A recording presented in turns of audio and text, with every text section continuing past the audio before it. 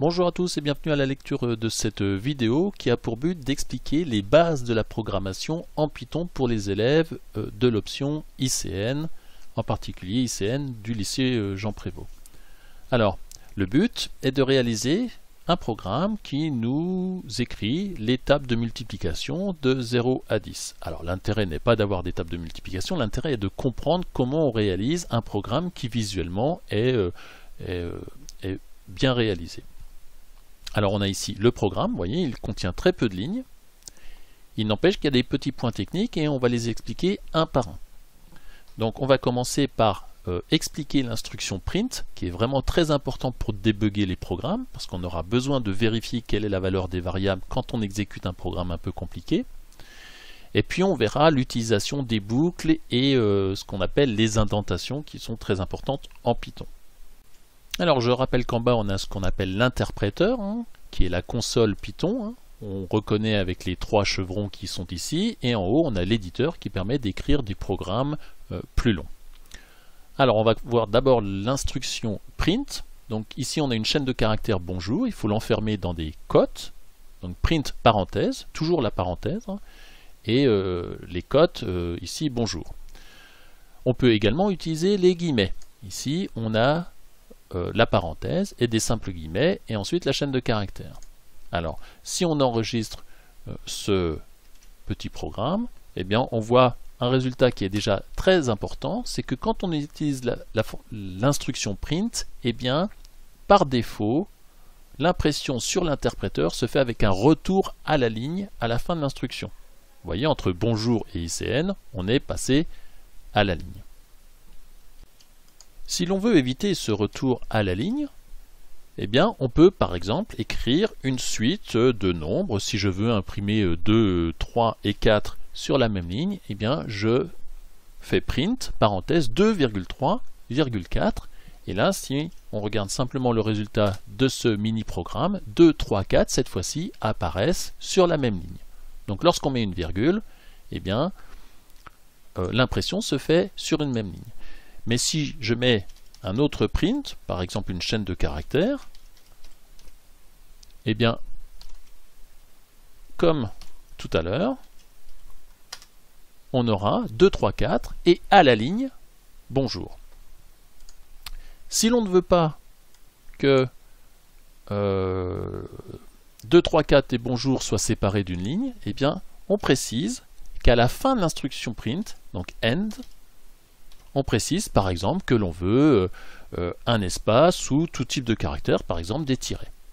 Donc si on regarde la petite différence avec le programme précédent, eh bien cette fois-ci on a 2, 3, 4, la chaîne de caractères qui termine l'instruction print, et bien la suite ici bonjour. Alors ça c'est un premier point. Maintenant on va voir ce que l'on appelle des boucles. Donc je vais faire un petit programme où je vais utiliser une boucle avec un index i qui va prendre les valeurs de 0 à 10. Donc pour ça, je dis que i va parcourir les valeurs de 0 à 10 en indiquant que i est dans le range 11. Alors c'est une boucle, donc on doit terminer la boucle, l'instruction initiale de la boucle par 2 points et faire ce qu'on appelle une indentation. Vous voyez ici, il y a 4 espaces, et la meilleure façon de faire des indentations en Python, c'est d'écrire 4 espaces plutôt que la tabulation. Donc pour simplement voir le résultat de cette boucle-là, on va demander au programme d'imprimer dans l'interpréteur la valeur de l'index i. Alors résultat, eh bien on a 0, 1, 2, 3, 4, 5, 6, 7, 8, 9, 10 qui apparaissent en colonne, puisque par défaut, l'instruction print fait un retour à la ligne à chaque fois qu'elle est exécutée. Si j'avais voulu imprimer dans l'interpréteur les valeurs de l'index i, mais sur une même ligne, il faut que je précise que la fin de l'instruction print doit par exemple se terminer par 3 espaces. Résultat, et bien cette fois-ci, les nombres apparaissent sur une même ligne, ce qui va être très utile pour avoir une table des multiplications esthétiquement acceptable. Alors comment va-t-on faire maintenant pour faire une table de multiplication des 0, des 1, des 2, des 3 jusqu'à 10, et ceci pour x1, x2, x3, x4 pour chaque nombre de 0 à 10. Eh bien, on va faire parcourir une première boucle avec un index i, et lorsque i prendra les 10 valeurs, on va faire parcourir un autre index, j, donc une deuxième boucle, et on fera la multiplication de i et de j.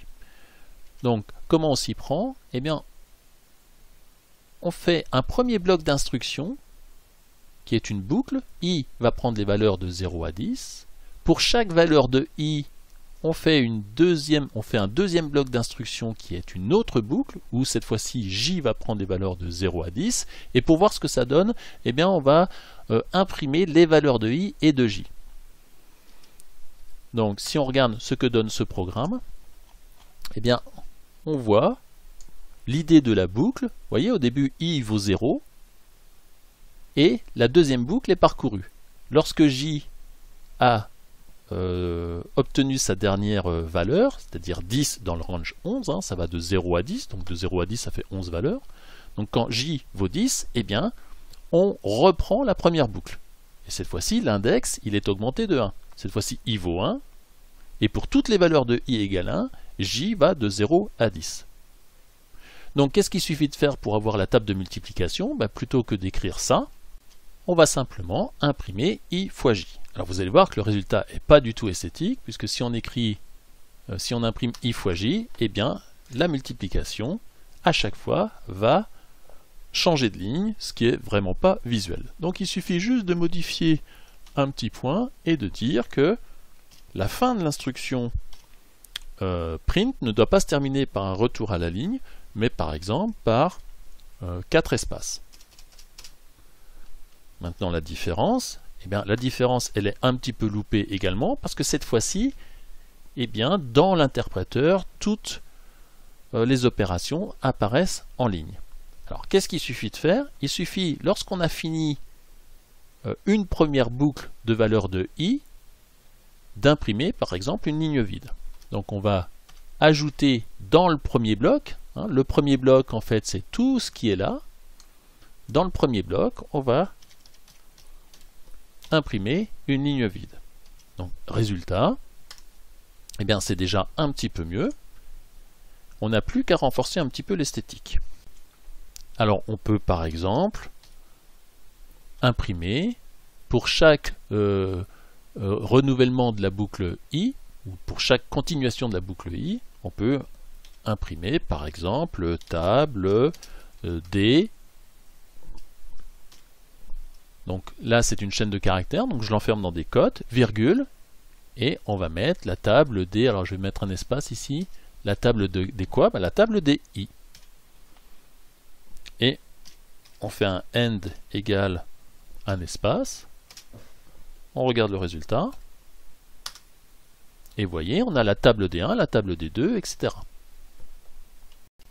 Alors, il nous reste un dernier petit détail à régler. Vous voyez que quand le résultat de la multiplication donne un nombre à deux chiffres, eh bien, ça fait un petit décalage qui visuellement est pas très joli. Ce qu'il faudrait, c'est quand on a deux chiffres à la place d'un, plutôt que de faire 4 espaces ici, il ne faudrait en faire que 3. Donc ce qu'on va faire, on va poser une question sur la valeur de la multiplication i et j.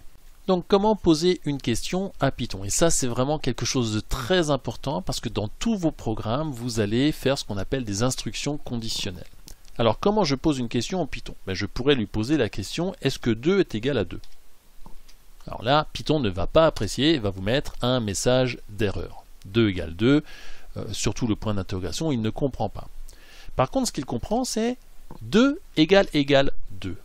Et bien cette chose-là, 2 égale 2, c'est un nouveau type de variable qu'on appelle un booléen. Ça peut être vrai ou ça peut être faux. Donc 2 égale 2, est-ce que c'est vrai? Oui. Donc en anglais, true, qui signifie vrai. Est-ce que 2 est égal à 3? Eh bien non, c'est faux. Est-ce que la chaîne de caractères A, est-ce qu'elle est égale à la chaîne de caractères AB? Ben non. A, c'est pas la même chose que AB. Par contre, est-ce que la chaîne de caractères, par exemple, si je dis chaîne égale A et je demande est-ce que A est égal à chaîne, alors égal, eh bien, il va trouver que c'est vrai. Donc, comment va-t-on poser la question pour cette multiplication-là? Eh bien, on va demander if, par une instruction conditionnelle, est-ce que, ou si la longueur de la chaîne i fois j est égale à 1, 2 points, donc là, ça va être un bloc d'instructions, je vais lui demander d'imprimer i fois j sur 4 espaces. Et puis, si, alors j'ai oublié l'indentation, là c'est toujours important, après les 2 points, il faut toujours mettre une indentation. Donc voilà, là il y a l'indentation. Et si la longueur de i fois j est égale à 2, et bien cette fois-ci, on va faire la même instruction, je fais un copier-coller, mais au lieu d'imprimer sur 4 espaces, je vais imprimer sur 3 espaces. Alors le problème c'est que ça ne va pas marcher. Pourquoi? Parce que si vous regardez la longueur de 2, donc si vous regardez la longueur de 2, eh bien ça ne va pas fonctionner. Pourquoi? Parce que 2 est un nombre et on ne peut regarder la longueur que d'une chaîne de caractères. Par contre, si vous demandez la longueur de la chaîne de caractères 2, est-ce que là, Python va accepter l'instruction? Oui, il va dire que 2 a une longueur de 1. Quelle est la longueur de la chaîne 1, 2, 3, 4? Eh bien, cette longueur, ça va être 4. Mais si vous lui demandez longueur de 1, 2, 3, 4, là, il ne va pas apprécier et va vous envoyer un message d'erreur. Donc, comment s'y prend-on? Eh bien, on ne va pas poser la question sur la longueur de i fois j, ça ne marche pas. I fois j est un nombre, la longueur s'applique à une chaîne de caractères, donc on va demander on va poser une question sur la longueur, une instruction conditionnelle sur la longueur de string str, c'est-à-dire la chaîne de caractères i fois j. Donc on interroge Python, si la longueur de la chaîne de caractères qui correspond à la multiplication de i fois j est égale à 1, alors on imprimera 4 espaces. Et si la longueur, je vais simplement recopier cette instruction conditionnelle, si la longueur cette fois-ci est de 2, eh bien au lieu d'imprimer sur 4 espaces, on va imprimer uniquement sur 3 espaces. Alors résultat, eh bien on voit ici que cette fois-ci, eh bien c'est plutôt aligné. Alors il y a encore un petit défaut, ce qui permet peut-être d'achever correctement le boulot, c'est plutôt que de faire des espaces, on peut demander une tabulation. Donc une tabulation, on fait un caractère d'échappement, donc ici là, ce caractère-là est obligatoire, et ça signifie tabulation. Et on va avoir cette fois-ci un résultat quasi parfait. Vous voyez ici, on a bien un alignement des différentes valeurs. Puis peut-être que pour la dernière ligne, alors il y a un petit défaut, mais ce sera à vous de travailler pour que visuellement ça soit acceptable. Alors on peut peut-être un petit peu aussi améliorer ici la table des 0, n d'égal, on peut peut-être mettre un 2 points, avec peut-être, pourquoi pas, des tirets. On regarde le résultat. Voilà, esthétiquement, c'est pas trop mal. Donc qu'est-ce qu'on a réussi à faire ici? On a réussi à faire des boucles. On a fait des instructions conditionnelles, et pour chaque boucle et chaque instruction conditionnelle, eh bien, il y a ce qu'on appelle des blocs. Ici, on a un bloc qui correspond à l'instruction if. Ici, on a un autre bloc. Ici, on a le bloc qui correspond au parcours de la boucle avec l'index j. Et puis ici, on a tout un bloc, en fait tout ça, qui est le parcours de l'index i. Alors, on a appris à manipuler un nouveau type de variables qui sont les booléens. Les booléens, c'est les affirmations qui sont vraies ou fausses. Exemple, quel est le type de la variable 2 égale 2? Eh bien, c'est un booléen. On est dans la classe bool. Et dans les booléens, eh bien, il y a en particulier les deux valeurs, true, qui signifie vrai, et false, qui signifie faux. Voilà, c'est terminé pour cette première vidéo. On a appris quand même des choses qui sont essentielles. L'instruction print, qui est assez simple à utiliser. On a appris à faire des boucles, en particulier des boucles avec des nombres entiers, donc l'instruction for i in range. On a appris également à faire des instructions conditionnelles. Alors, à la suite de chaque boucle, on a appris qu'il fallait mettre 2 points, ainsi qu'à la suite de l'instruction conditionnelle, ici if, si la longueur est égale à 1, 2 points, et l'indentation. Vous voyez ici, il y a une indentation, elle est obligatoire, et comment faire proprement une indentation? Il faut faire 4 espaces. Voilà, je vous remercie de votre attention, et à bientôt pour éventuellement une nouvelle vidéo de programmation Python.